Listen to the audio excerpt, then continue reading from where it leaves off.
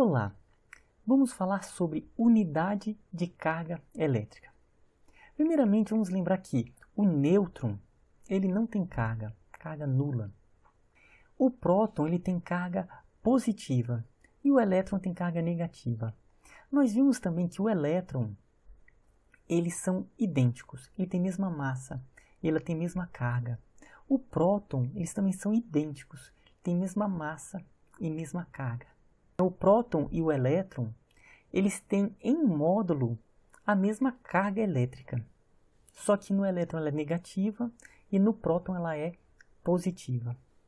A unidade de medição de carga elétrica no sistema internacional é o Coulomb. Então o Coulomb é a unidade como nós vamos medir as cargas elétricas.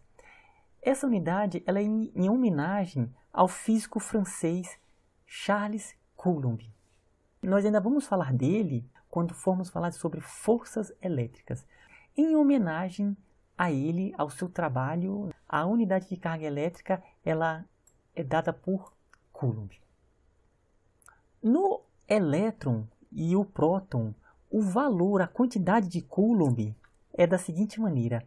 A carga do próton é 1,6 vezes 10 a menos 19 coulombs. A carga do elétron é em módulo igual, só que é com carga negativa. 1,6 vezes 10 a menos 19 coulombs, porém negativos. Esse valor, tanto do próton quanto do elétron, em módulo é chamado de carga elementar, que nós vamos chamar por E. Esse valor é 1,6 vezes 10 a menos 19 coulomb. Quer dizer que o elétron tem menos E e o próton ele tem carga E, positiva.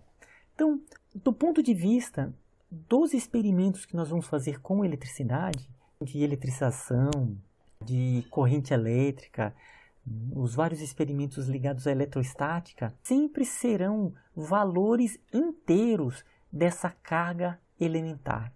Vou pegar aqui valores, né? 1000 cargas elementares. Né? Claro que quase sempre são valores muito maiores, mas só para que se tenha uma noção. 15 cargas elementares, né? Positivas ou negativas. Então vai se trabalhar com esses valores inteiros. Então a gente diz o quê? Que nesses experimentos a carga é sempre quantizada. Ela é sempre em valores discretos de cargas elementares. Então, 10 cargas elementares menos 1000 cargas elementares e assim por diante. Bom, ainda sobre o Coulomb, quantos elétrons são necessários para formar menos um Coulomb? Sabendo que o elétron são cargas negativas. Quantos elétrons vão ser necessários? Aqui é simplesmente uma regrinha de 3 que a gente faz. Então, vamos colocar aqui a relação entre elétrons e cargas. Um elétron ele tem quantas cargas elétricas? A quantidade de cargas elétricas em Coulomb, a gente sabe que é menos 1,6 vezes 10 a menos 19 coulombs. E nós queremos saber o que? Então a pergunta é, quantos elétrons são necessários para formar menos um Coulomb? Quantos elétrons, então vamos chamar de X, são necessários para formar menos um Coulomb? Então temos aqui simplesmente uma relação que nós podemos obter esse X por uma regra de 3. Então temos o quê? Que X multiplicado por menos 1,6 vezes 10 a menos 19 vai ser igual a 1 vezes menos 1 Coulomb.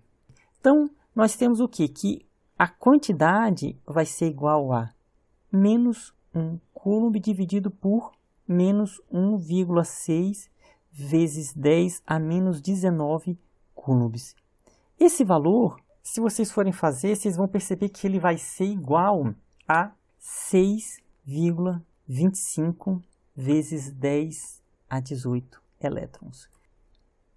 Então, um Coulomb ele tem essa quantidade.